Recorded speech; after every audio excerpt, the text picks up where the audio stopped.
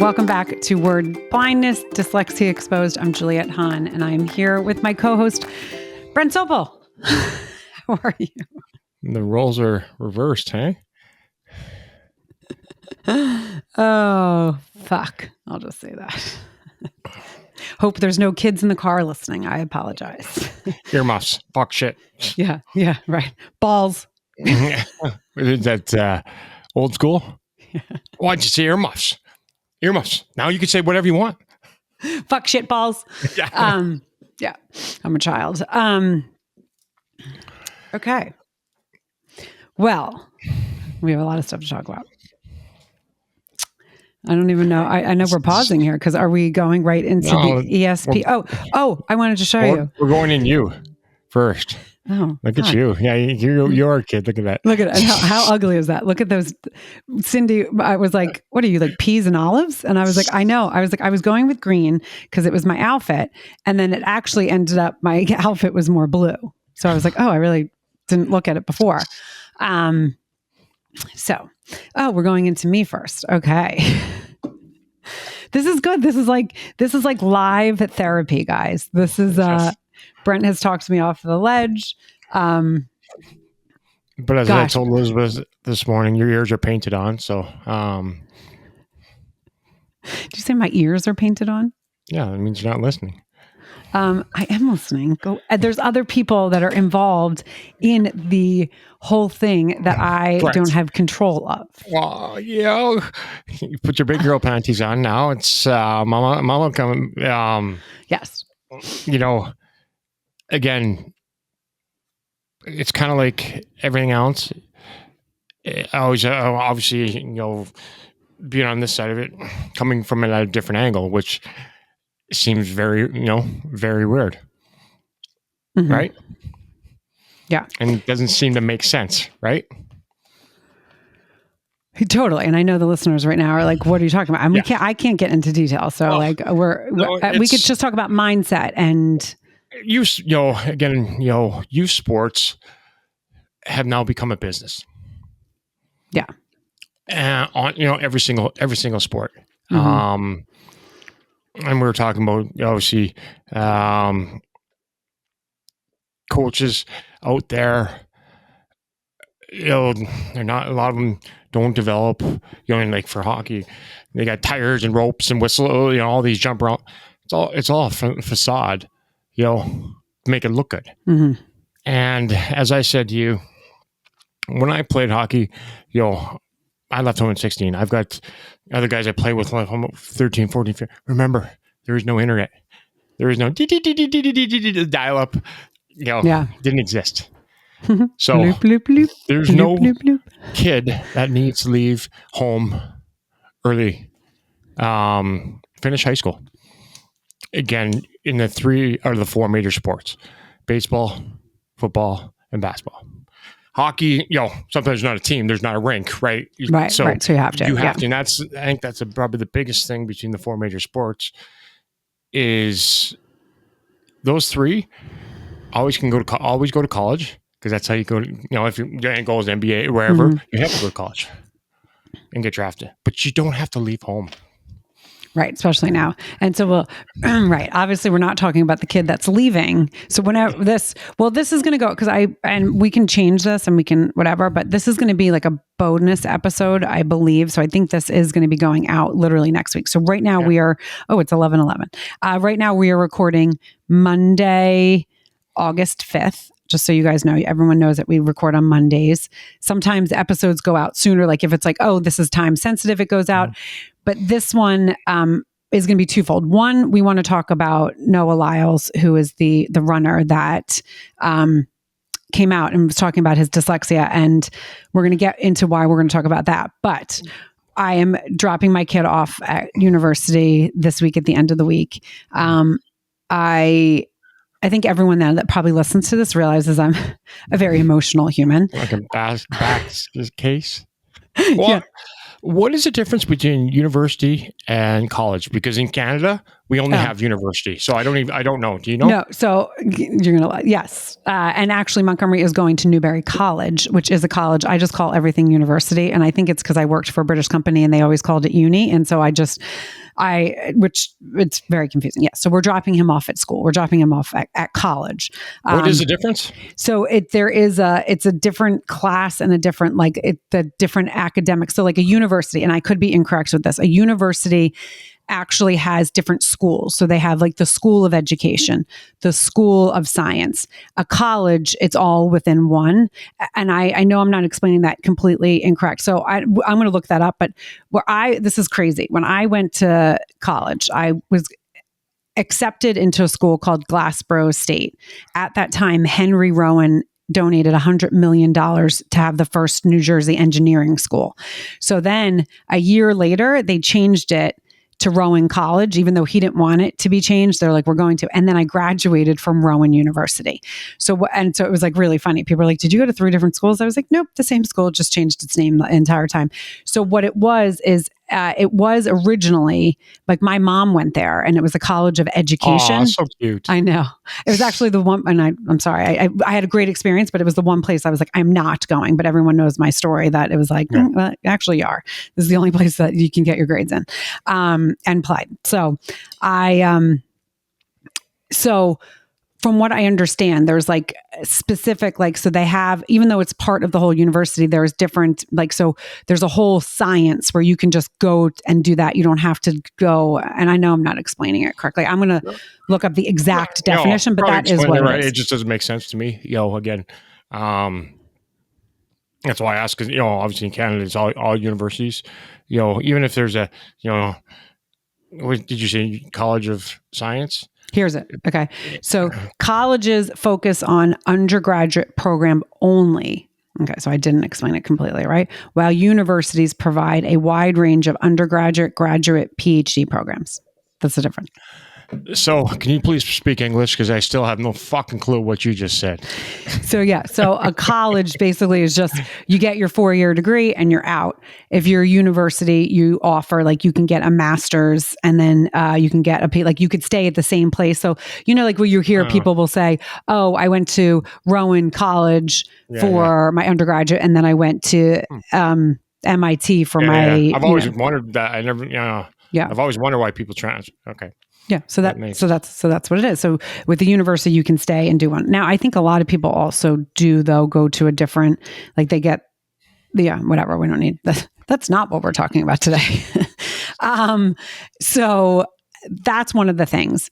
But we're really going to talk about that because and I never read comment sections, and I don't know why I did, but I did. And I was like, oh, I was horrified. It was so fucking rude. It was so obnoxious. But we've had, obviously I am headed off to drop Montgomery off at school.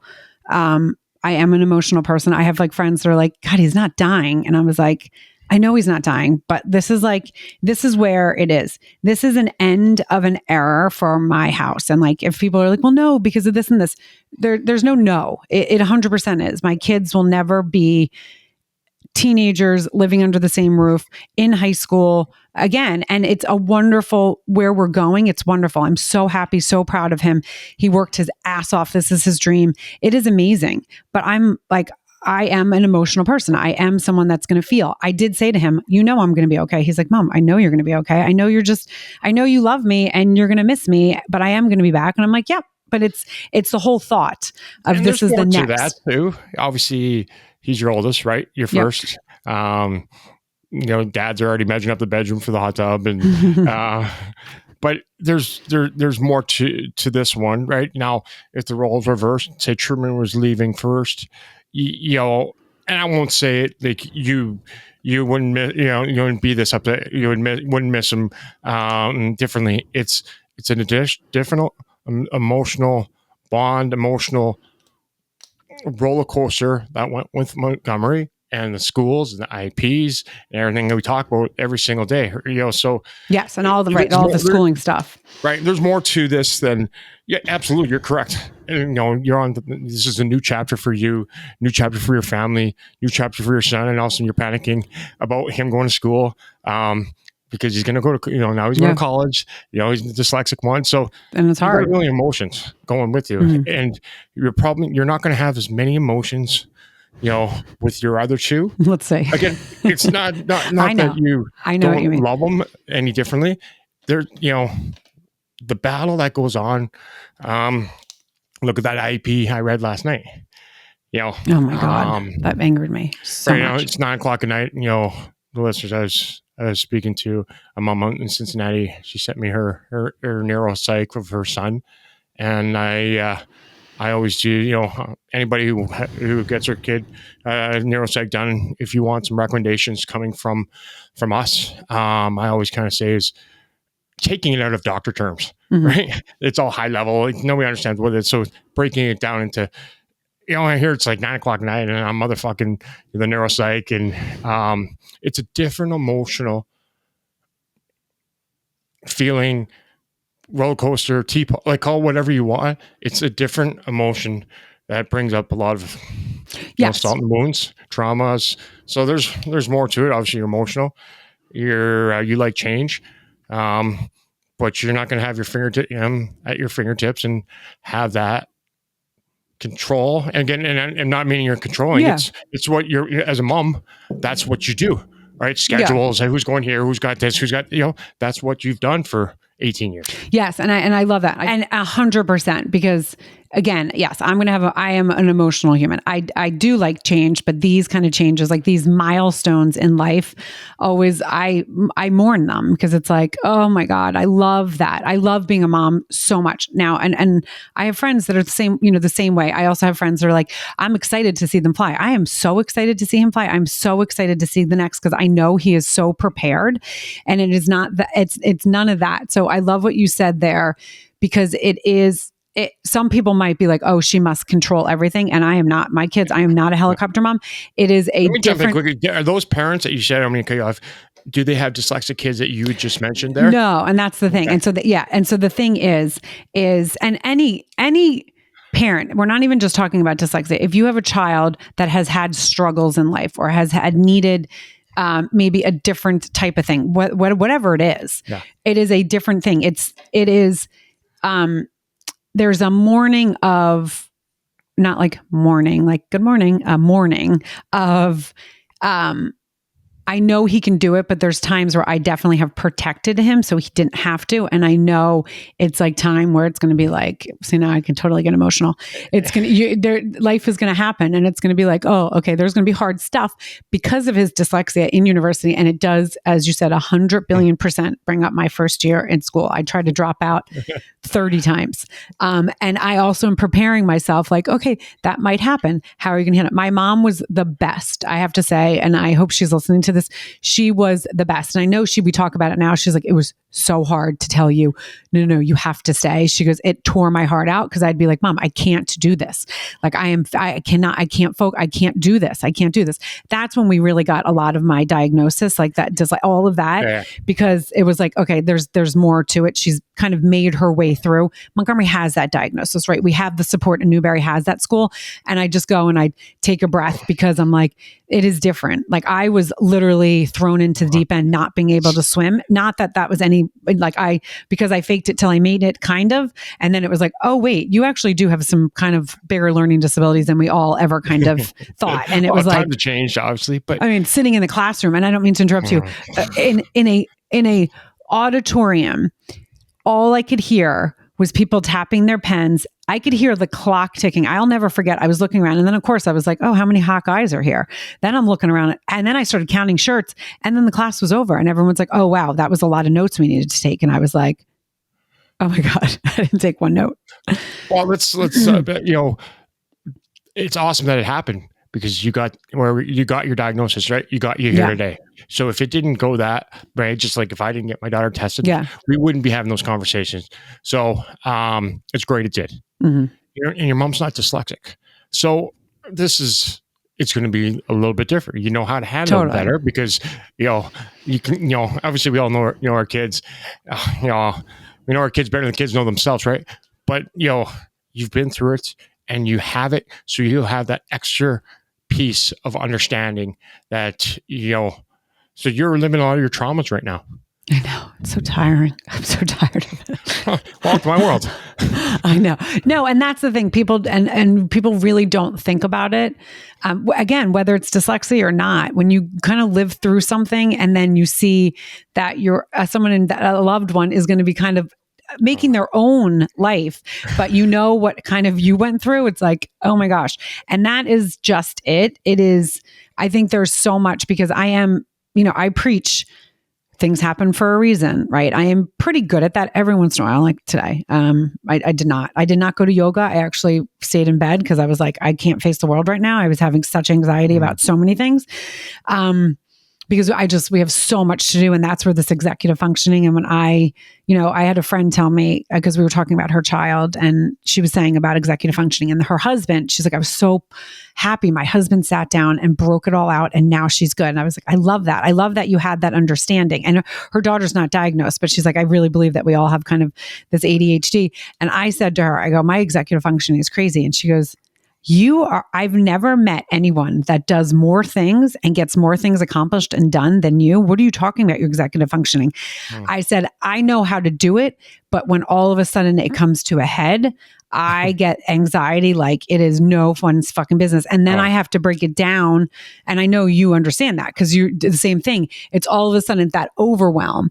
And it's like, I know I can do a lot and I can do a lot, but it's just that little bit of water that all of a sudden hits. It's like that one extra thing. Then I'm like, I have to, I mean, it can take me down in a different way than it takes you down. But it's exhausting. And I think there's a lot of people that actually can really relate to that.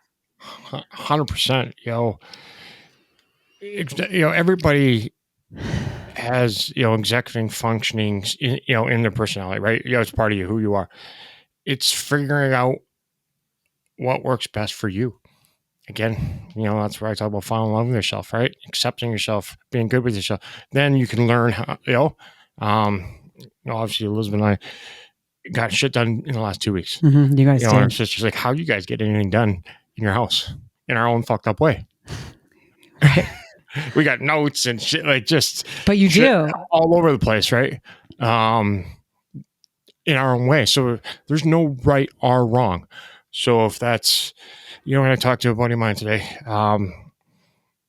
he's a fireman. Kurt, Project Fire Buddies. He went on vacation for a week with his wife, come back. He's like, I got so much to do, right? And everybody calls and, that's the most important call. And I said to him, you're right. It is the most important call because it's theirs. Just like we've talked about here how many times, your trauma is the most important trauma, the hardest, deepest, because it's yours. And, it's the same thing I said to him, like your wife and your daughter, there's wants and needs. Same thing. I said, as I said to your wife, I said, with her ADHD, she used to put like 40 things on our list to do today. I'm like, that's not realistic. So let's back that up. I said, you're allowed to put 5. Yeah. Just breaking it down. Right. Breaking it down. And I said, that's the same thing to him. Break it down. Who can do, yes. ADHD Brent, can we do some more things? Absolutely. But that's knowing who you are. Right. And if you're not ADHD, so what works for you? There's no right or wrong. Yeah. It's finding out what that is. And each part of life, it changes. And, going to college and going to high school and moving away, like every portion of this journey makes you who you are. And I remember my daughter, it's not always dyslexia, and as you were talking about, I had to let her fall, skin her knee, and kind of almost like, told you so, but and be there to pick her up. And that's hard. Yeah. It's life. No, totally. And so I'm going to go back to the beginning. So we, obviously had a situation with one of my other kids in sports, and it was like this opportunity that just didn't feel right, but it seemed like it was really cool. And then it was like, and you were kind of coaching me through it. And I was like, this is the last thing I need to be dealing with right now. Like, holy motherfucker. Like, this is the last thing right now that this needed. But then what did I say to you this morning? I was like, it's there. So I'm not over focusing on the other child because usually is a defense mechanism. And would you tell me to say, shut up? I did. And I usually don't say that. I did. I said, shut up. I'll talk to you at 11. I did. But you're right. Listeners, it's creating a distraction to not focusing. Again, same thing as Yeah, drugs. but I didn't create it. I know you think I did. No, You think I helped it. I did not create it. Yes. You know, you didn't. You're right. Yes. You didn't create it, but you didn't stop it. Right. Well, I was on an airplane, but right. You know, but you know, Yes. it continued, right? Yes, So, yes. I hear you. You put not gas in the pile, diesel, so it burned longer, right? Yes, So yes, that's yes.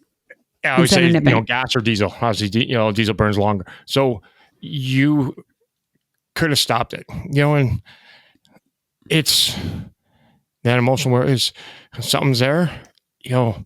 Remember, we got to learn how to take a step back and analyze that situation and what has come to you. You know, am I trying to control things I can't control?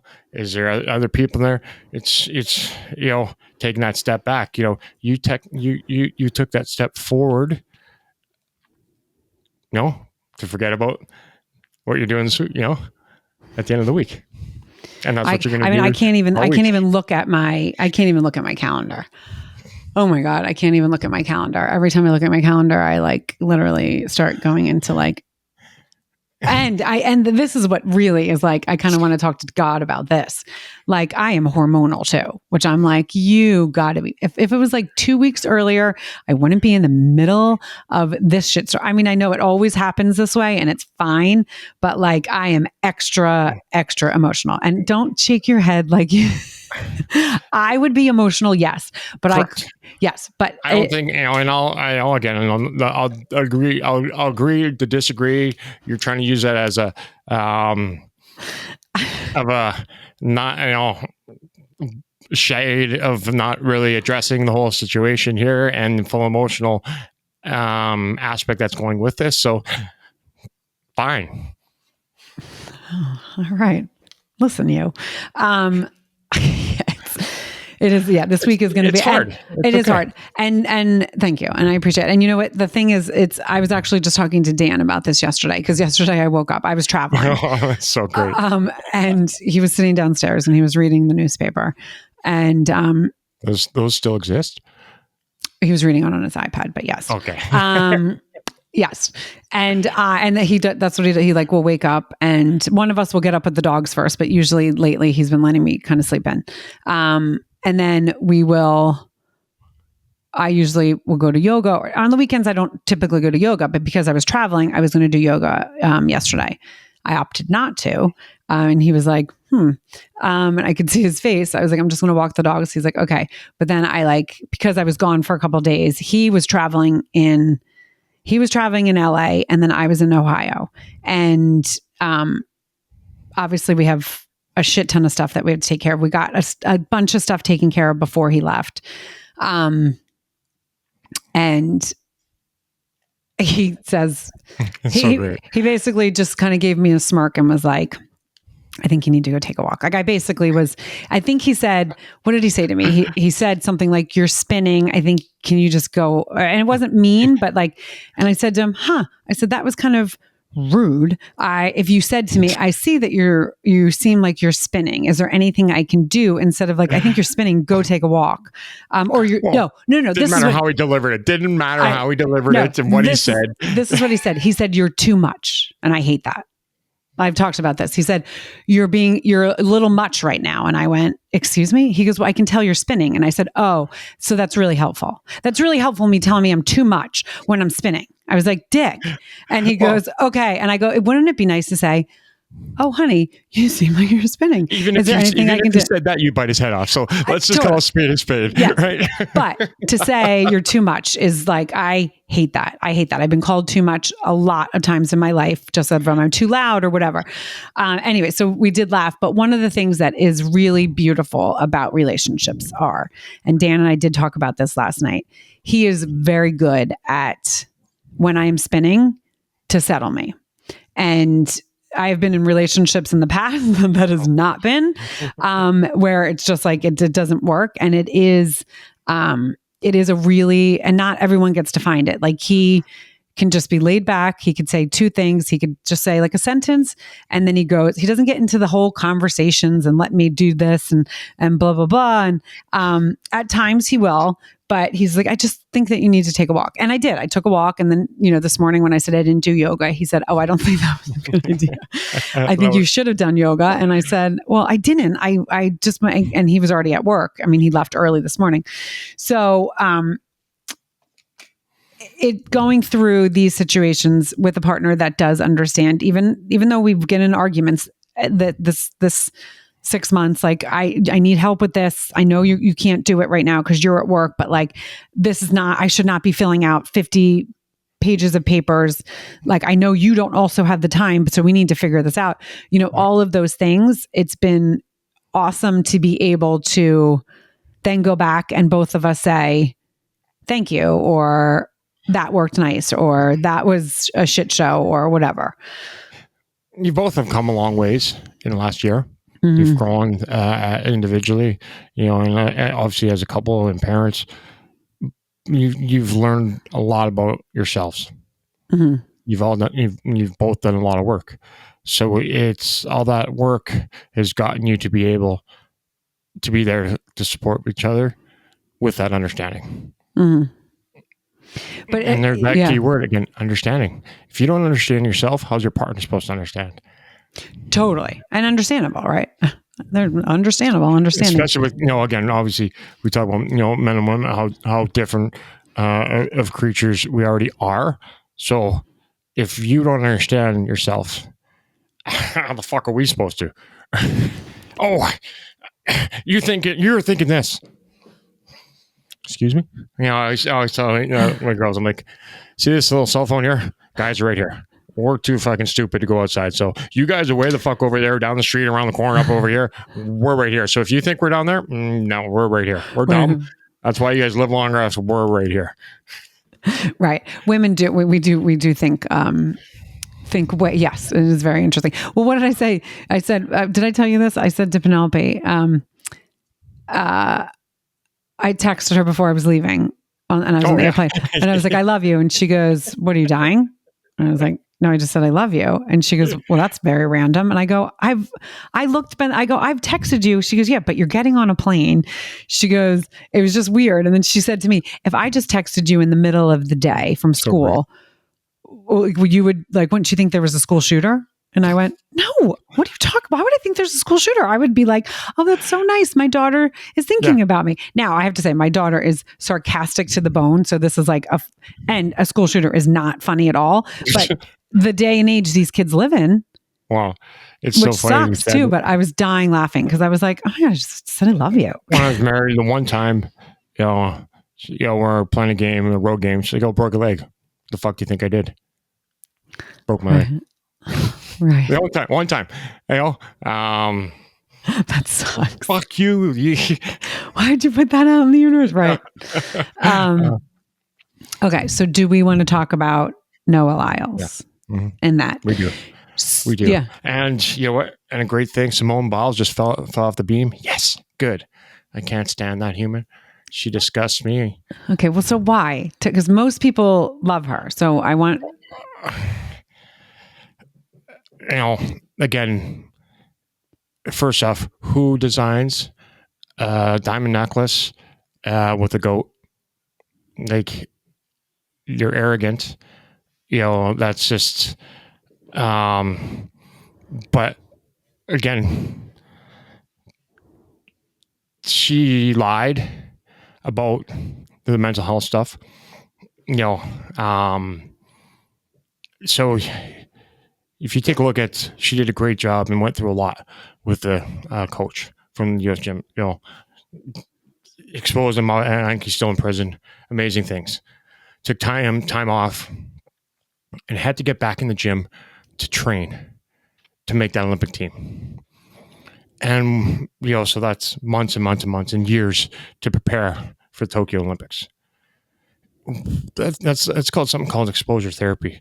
When you're doing it over and over again, that doesn't become a trigger because you've done that. Now it's if you just walk in the gym for the first time to hop on a whatever they think uneven bars or whatever, okay, and then you leave, you're not, that's a trigger, right? You haven't gone through that, you haven't been okay with it. So you don't get to that point and make the team, go to the Olympics, go all the way to the end, and then you stumble and then you'll pull yourself out and say it's mental health. That's not how that works. Again, it's a different outlook on it, different way of looking at it. That's not how it works.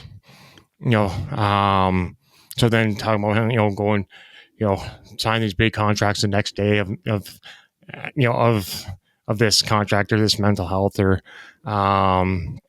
that's not how it works, right? And now she's running around doing all the again, it's Elizabeth told me she already knew she was going to win before it even started, because it's that's how it works there. There's a very gray area unless she does something drastic. So again, now she's running around and you got a chain with a gold on with 500 something diamonds. You're talking about mental health, and we'll lead into Noah. That's arrogant. That's selfish. That's cocky. That's disgusting. And then when you sign contracts with mental health, shortly after, what's this about? Company, paying you $3, $4, $5 million. I don't know what it is. I'm just using obviously through a number. That's not how this works, right? So I don't like her. I don't believe what she, if you weren't okay to perform, then you should never went, and you should never taken a spot from somebody that deserved it. All right. Fair enough. And again, mental health, obviously, we talk about is so important to me, and it's people like that who change it for the wrong ways. Right. Like they could do so many good things. Well, that's what really, because she could do so much, and you don't see that she's not on the right side. And not saying that there's a right or wrong side. You don't feel like it's the authentic side. Correct. And everybody wants to, protect their image. Look at me, right? It's, if you tell the truth in the long run, you're going to help so many more people. Everybody's this, right? There's many more people that are struggling that would have benefited more by, telling it, just like I think, Tiger Woods, that car crash wasn't wasn't an accident. A different being a professional athlete, it's a different perspective, just understanding. But if people would be honest, and people would not judge a book by the cover, because of Noah Lyles, right? As he won that gold medal last night, he talked about having dyslexia, depression, anxiety, and allergies. And ADHD. And the ADD, comments underneath there were obviously disgusting. It was like, we could use every negative adjective there is. I remember the ones like, "Oh, how did you even run between the lines if you're dyslexic?" And you should be in the Paralympics or the Special Olympics or whatever. Like, and for him, and that's what the opposite of like he was telling what I have. This is what my journey is. This is what I had to go through to get here, right? And all those comments were from people who with no understanding about us, what we have to live with. Right. And this goes back to what we started, this whole podcast about, right? Understanding. And it was flabbergasting to some of the things that were being said. And of course, I wanted to chime in there, and I wasn't allowed. Yeah. But again, they don't see it how it is. They don't understand us. So that's why those comments were made. Yes. And now some people think that he's arrogant, because I have heard that, and because of some of the comments, I don't know at all. What, right? And I don't even. Yeah. Whole purpose, right there. He may be arrogant, and I ain't cocky, and I hate those kind of people. But that statement here, what he said, had nothing to do with being arrogant. It was right. telling people like you and I, or every one of us who has these kind of things, you can do it. So there was no arrogancy behind it. And my thing is, okay, he might be seeming to be coming off arrogant, but what he has gone through to get where he is, if he, I don't know what severity of his dyslexia is, when he got diagnosed or anything. We don't really know any of that. I mean, I would actually love to have him on the podcast and ask him, because it is one of those things that his arrogance might be, and I don't want to say like Did he come shield. Off to you as arrogant? Because he didn't, not to me. No, so that it wasn't in that race. It was things that I guess he has said in the past. Like he's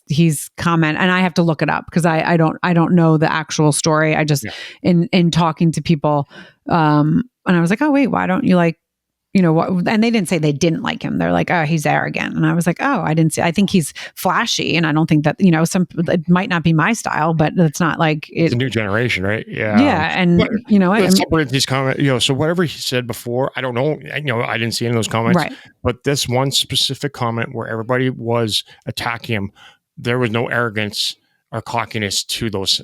No, and he's basically saying he's overcome a lot to get where he's been. And that's like, people were making fun of his allergies. Like, well, what do allergies have to do? If he had terrible allergies and he had to like adjust his life and people didn't understand and it made him different, those are right there. ADHD, dyslexia, anxiety, depression made him different. And if he's been suffering from these, obviously, since a kid, whether he was diagnosed or not, he still internalizes and knows what was going on. These are things that probably fueled, and again, I'm not putting words into his mouth, fueled him to be the best in what he's doing, because he was like, I have a goal, I want to do this, right? And he focused on that to do that. I mean, just seeing his mom in the stands after I read that, I was like, oh my gosh, because I understand it. Like, my kid's been through the ringer, with injuries and all these different things, and knowing that he's getting to play and following a dream because of his hard work, because of, in my opinion, his dyslexia. He knows what hard work is, right? It's like, that, and what hard work is not, that for that kid Noah and his family, like that's pretty fucking awesome. And if he's going to cheer and he just went through it. I don't know. Again, I don't know the comments that were made before, but apparently he was maybe putting other athletes down for other reasons. I don't know. Okay, well, I got to find that out. Let's address that, right? That's a self-esteem, right? Issue right there. So, misunderstood, right? Is it right? Again, I've talked about being a bully. I've talked about this, being bullied, and I've bullied people, right? Him making fun of other people is a pure result of him having, bad self-esteem because of dyslexia. And right or wrong, right? I mean, wrong, right? Exactly. Correct. Right. Yeah. But there's a reason, there's a why, right? So it's not and right. Which we always say. Let me be clear. Yeah. It's not right. But it's just trying to lay out the understanding of, why he was doing it. Because if you're in a bad place, you know what? I'm going to make them feel worse, so I feel better. Is it right? No. Right. Totally. But again, the comments were so ignorant. And it's really funny. I'm not like a comment reader. I mean, I think there's like my daughter will read like she has her book talks and stuff, and she'll read comments.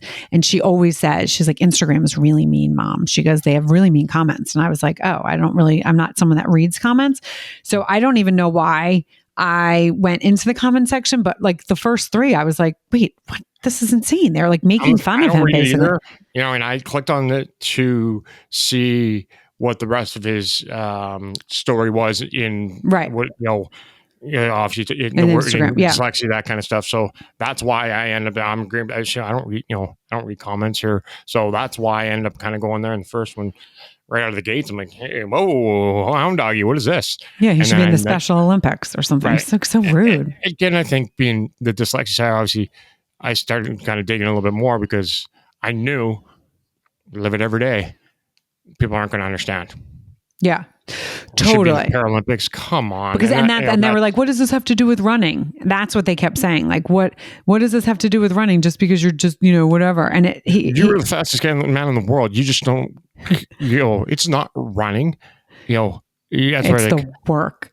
And I don't mean to interrupt you, but when I read it, Like I was like, oh, I get it.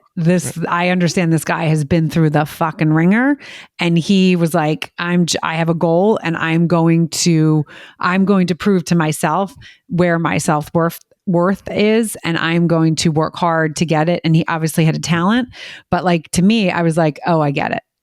But there's a difference between running and being the fastest in the world. Yeah. Right. Are we going to go on this driveway and race down there? Right there. We're in the mall. Like, first one in the car wins. Whoever touches it gets the front seat. That's running. Right. Not being the fastest in the world. That is not running. So there's a big misconception, because there's a big difference in the effort and time. Again. And you understand that. You understand that also at a different level than I even understand it, right? But that's like when you saw that, you sent it to me, and it was it was an ESPN reposted it. But also ESPN should have turned the comments off when they saw like the hate coming. Like whoever is in charge of that maybe should have been like, let's. People always, kids like, I work out. I'm like, oh, you work out, really? Right. I said I used to ride the bike in the sauna for an hour as a warm up. Yeah. I'd get on a bike and get my heart rate to 165, 170, ride there for an hour, 2 or 3, 4 days. Oh, do you work hard? Oh, you do? Yeah, but okay. So after that hour, then what was your? Then a full hour, hour and a half, gym workout, right? And then skate it, and then skate, or towards my end, I used to do big long circuits. So for 1 hour, I didn't go stop. I wouldn't stop. Burn anywhere from 1,000 to 1,500 calories. Right. And then, probably, hop on the bike, do cardio, and then, skate that same day. So, people like I used to have, I'd set up, anywhere from 10 to 15 different stations. It was all lightweight. I'd pick a number of reps. So everyone was the same rep. So again, you're going nonstop. So, say it was 10 reps for everything. Only thing that was different was, jump rope and squats. So maybe it would be 500 jump ropes and 500 air squats, and then 10 of everything else. Do that for 1 hour, so 10,000 squats. Right. Sometimes I do it with a weight vest. Or I get on elliptical, those big thick bands you put in your legs, right? And put 2 of those on my legs and then ride the elliptical for an hour. Right. Now, did other players work that hard? Well, to be, again, average career, obviously in hockey is 5 years. I lasted 18. So did I go above and beyond? Yeah. And, I had to, right? Yeah. Did guys work hard? Absolutely. Did I have to work harder? Did I have to do great? I couldn't work out in a normal gym. People would sit there and watch. If I wanted a quick workout, I'd come in and put 225 on the bar and do that 100 times, or like just things that people sit there and watch, because it's right. What we had to do to train. It just isn't going in there and it was on there. It was there's a lot of days that it hurt. I train between 4 and 6 in the morning and ride the bike in the sauna for an hour, then go work out. Like, you work hard, or so you want to run? You want to go a little race there? First one touches the car, gets front seat. Big difference. Yeah, like the effort that kid put in. And that was a crazy race too, because I was like, I didn't see it. I did, and I was like, it doesn't even look like he placed. So the other thing is that was really cool is that he picks up speed. Like I was like, oh my God, he's not going to make it. And I literally, in years past, I followed the Olympics. I enjoy it. And this year, just life is busy that I really haven't. I like usually watch Olympics. I refuse to watch Olympics, with the bullshit that they got going on. So only thing I would watch golf, because, I didn't sleep much this weekend. So it was a time change, but I refuse to watch any Olympics. Right. Yes. And I didn't make I wasn't like, oh, I'm not, or I am. It hasn't fit in my schedule just because I've been traveling and knowing, like, doing all the stuff that we've been doing. Obviously, gymnastics her life, so she's in her other room watching. I'm like, refuse to. And I've watched some of it. I have to say, I've caught some of it, but I did catch that because I was sitting on the couch, like, okay, and it was on. So Dan and I were like sitting watching, and I think we even watched like the replay. I don't even know, as we were like kind of scrolling. Oh, it was a replay because it's an 8-hour time forward. Right. So. Thank you. You're welcome. See, yes, I didn't. Now that you said that, Dan had said that. But it was a close, like, it was because the Jamaican guy really looked like he was ahead, but Noah also knew how to finish. Like, he just knew how to throw his body, like everything that he did, his coach, that was brilliant because details. It was the details. Yep. Details are everything, in life, sports, your relationships, details are everything. And most people don't want to do the details. Most people, like we were talking about youth sports, people don't coach the details. Parents don't see the details. They don't understand the details. So most kids don't have the details. Right. And the details are really important. The small little details are, that's what that kid won. It was his finish. And I didn't hear anyone else speak about it. So I could be completely wrong, and I'm not an expert in track and field, but watching that race and seeing at the end, I was like, oh, he did a slight lean because everything else seemed like, and his stride looked a little bit longer. It was definitely cool, but happy for him. Probably more, and maybe that's like, maybe I'm what's the word, favoring him because I know what he went through as a kid just from that post, and then seeing the comments, I was like, God, a bunch of dicks out there, a bunch of haters and dicks. I mean, really, what foundation right there. That's the podcast. Is they don't have understanding. It's you hear interviews and media like, oh, cliche answers. They're cliche for a reason. Right. Because they're true. And that's the cliches are the details. Mm-hmm. Yeah. All right. Did you have anything else you wanted to add? I could go back and I got some rabbit holes to go down with you with your ears painted on, but we'll just leave that at that. We're gonna stop and we can talk about that. See? It's funny how that works. Oh, did we show your hair? So that we hit the 10,000. So Mr. Whitesnake over there, I kind of like it. I kind of like it.